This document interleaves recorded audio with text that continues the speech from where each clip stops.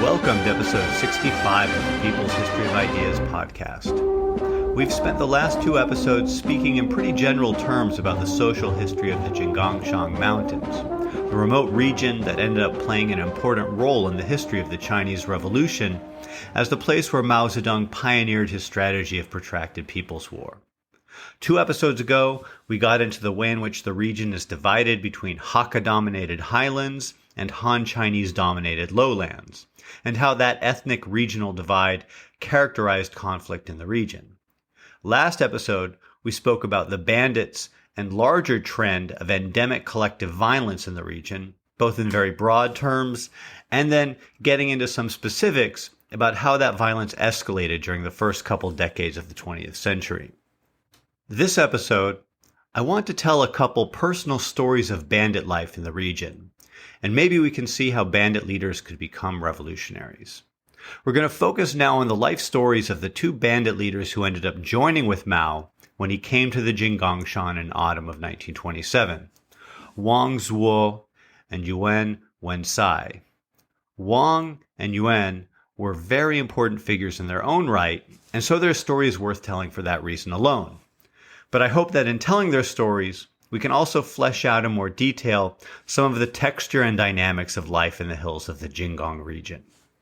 Wang Zuo was born in 1898 in a mountain village that had been originally founded by Han early settlers, or native registrants, but that had come to be dominated by Hakka-speaking guest registrants by the late 17th century.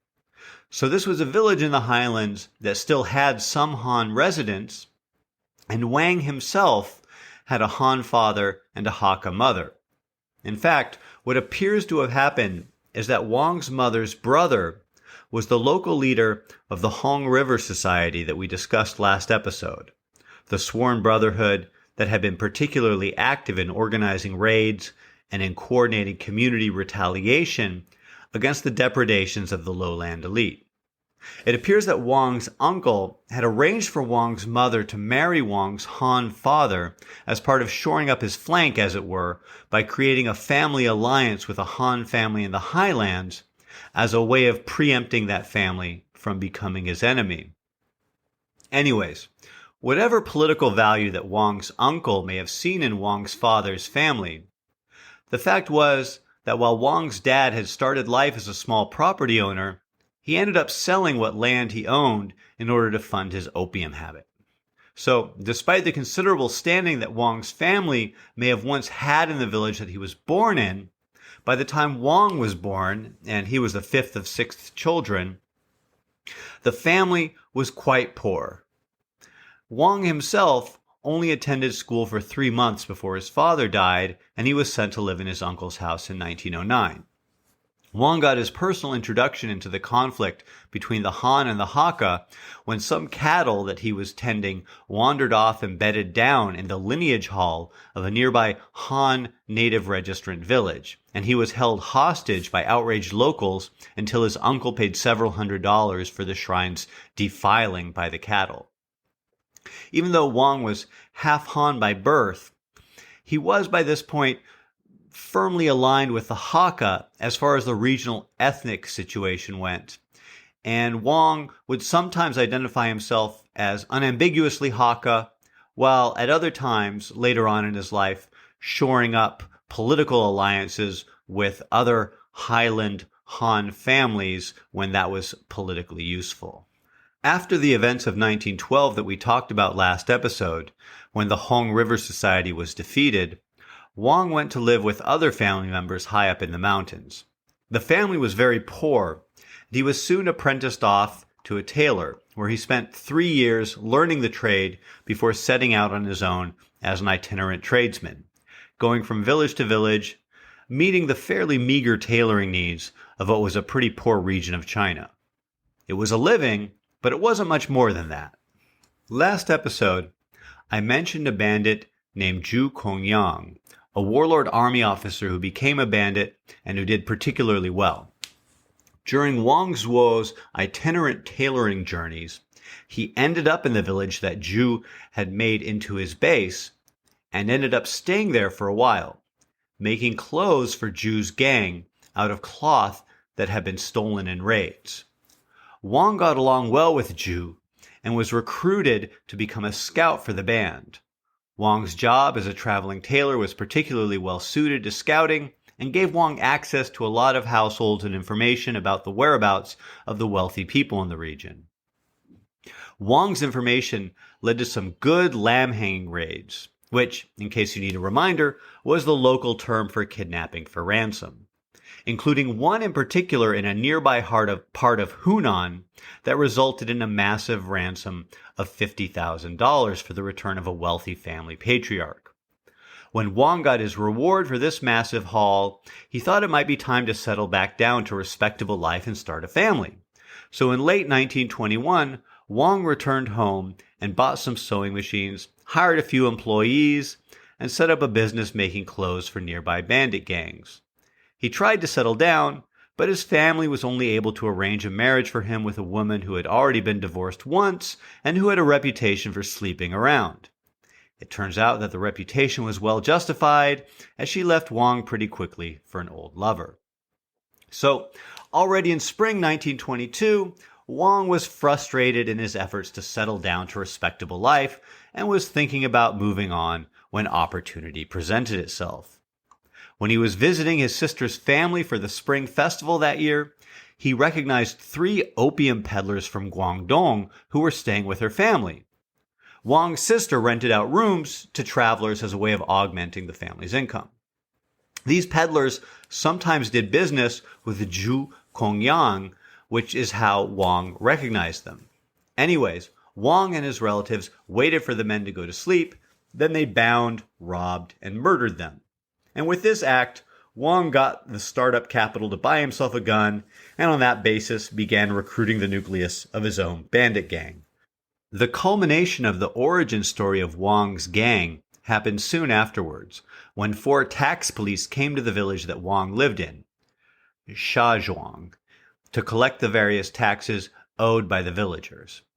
Wang and his brothers enticed the police into his house, then ambushed them, murdering the police and taking their weapons.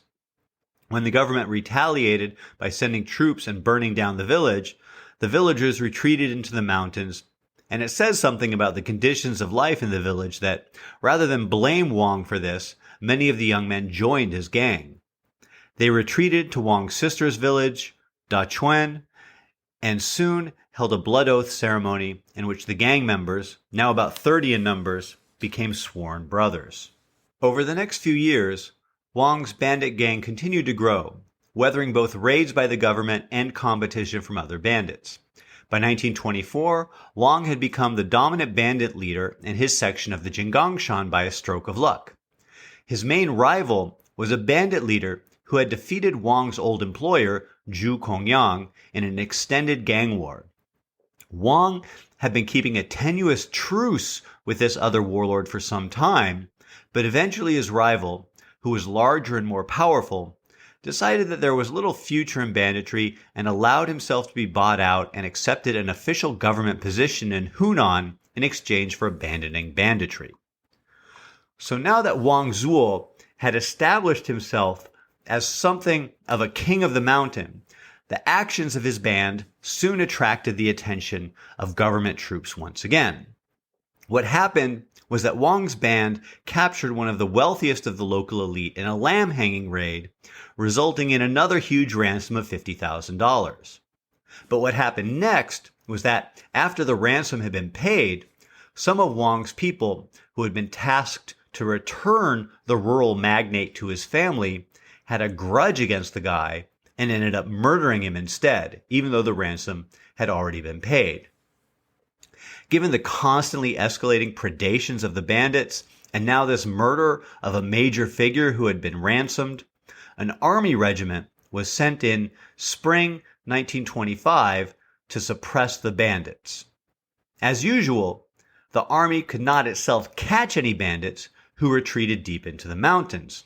However, instead of doing the usual thing and leaving the region after an unsuccessful chase after the bandits, this army regiment decided to hunker down in a village that put it within easy striking distance of the highland villages that the bandits normally base themselves in. Given the possibility of a surprise attack from this location, the bandits ended up being stuck in the inhospitable environment deep in the mountains, unable to either go home or to continue their operations. So there was a kind of impasse. Wang's bandit gang wasn't captured, but they had been put in check.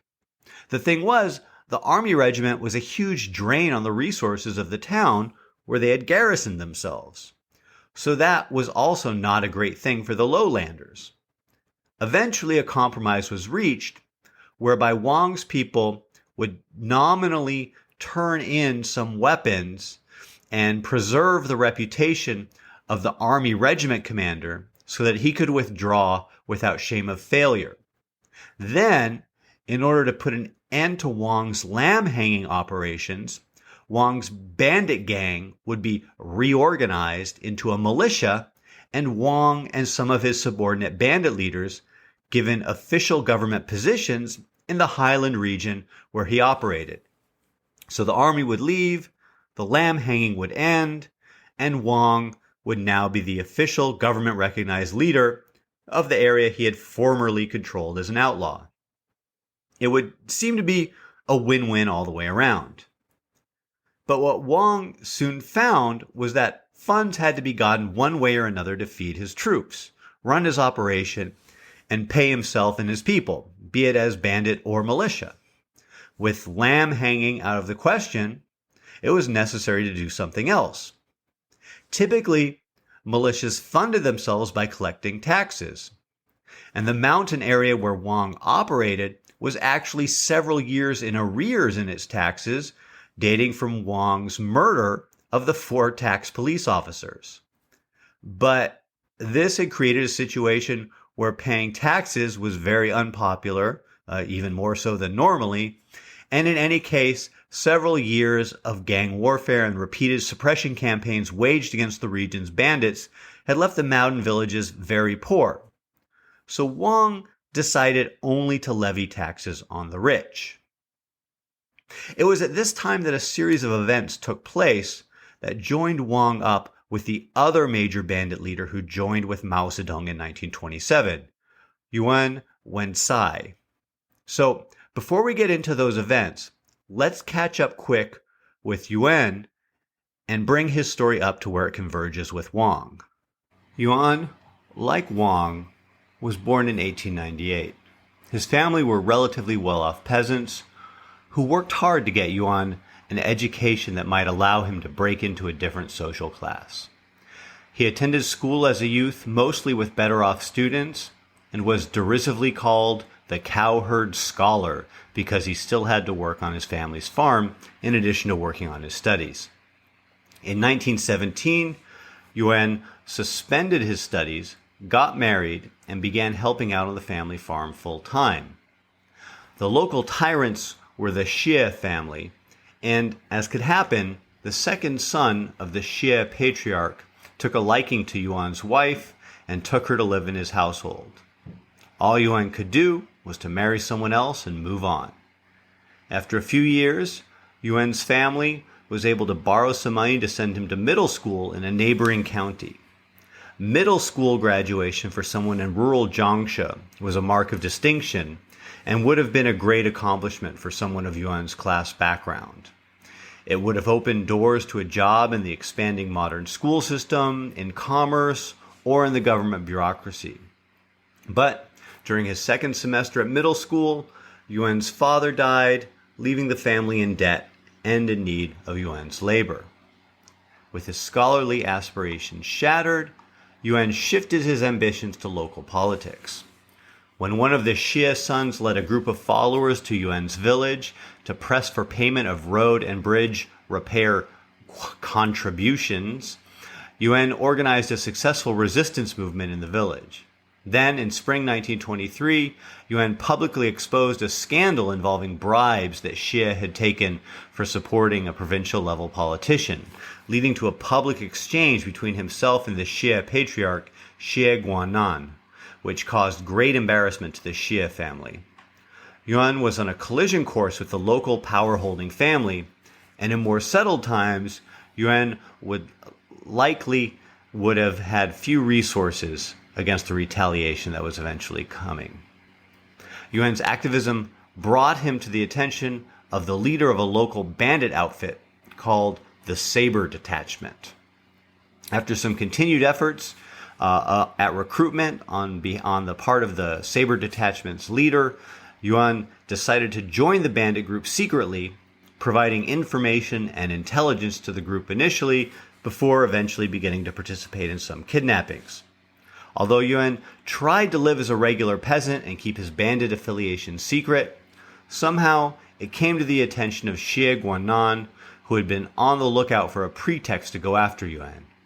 Xie denounced Yuan to the local magistrate, who then sent troops to arrest him.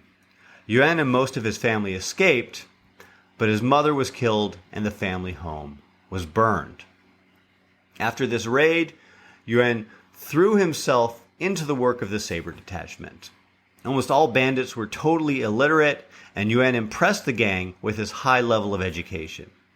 And he was able to do things like write ransom notes, read replies to ransom notes, keep accounts, read newspapers, and other useful things that educated people can do, and that I think most people today would take for granted, but that are actually really major contributions to the functioning of a group of illiterate people. But it wasn't just Yuan's education, but also his forceful personality that had an impact, and he soon rose to a leading position in the group. Yuan was very much a social bandit, and got the Saber Detachment to lay off preying on the local peasants, and to just focus on the elite. He also organized a major raid on local lowland centers of power in the summer of 1924, allying with two other bandit gangs and also recruiting unaffiliated Highland Hakka people to go and burn down the county seat and the Confucian Temple and Xie family lineage hall in the main county town. Despite the great hatred of the Xie family, the local elite more broadly came to understand that for the foreseeable future, the largest bandit gangs were more easily bought off than defeated. And so in October 1925, more than a year after that last big raid, Yuan Wencai reached an agreement with a new local magistrate to convert the Saber Detachment into a local militia force, just as it happened with Wang Zuo. It was at this point that the stories of Wang Zuo and Yuan Wencai converged. When Wang Zuo began collecting taxes, which is what he did as a militia member now rather than doing lamb-hanging raids as a bandit, when Wang Zuo began collecting taxes, this put his officers in contact with the local elite in a way that they never had done before. Taxation is a more civilized business than kidnapping for ransom, and what this meant was that there was the possibility for landlords who were being taxed to get the ear of and influence some of Wang Zuo's subordinate officers. One of these landlords managed to conspire with one of Wang Zuo's subordinates to stage a coup attempt and take over the militia group. Wang Zuo managed to escape the coup because he had put a secret passageway in the rear wall of his house, anticipating that something could happen based on his long years as a bandit. He escaped to his sister's village, and there his brother-in-law, who knew people in the Saber Detachment, suggested that maybe the Saber Detachment, which had just recently undergone the transition from bandits to militia that Wang had gone through, might help him out. So Wang made his way to Maoping, where the Saber Detachment was based, and made his case to Yuan Wencai. Apparently, Wang and Yuan got along famously right from the start. They bonded over the fact they were both born in the same year, and they just liked each other, and soon they became sworn brothers. Before Wang and Yuan could act, and they were somewhat delayed because the guy who had staged the coup had taken members of Wang's family hostage.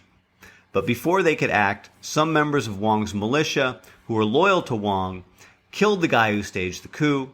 So in the end, Yuan didn't have to do anything to get Wang his militia leadership post back. But they had met now, and the beginning of an alliance between these two guys had been formed.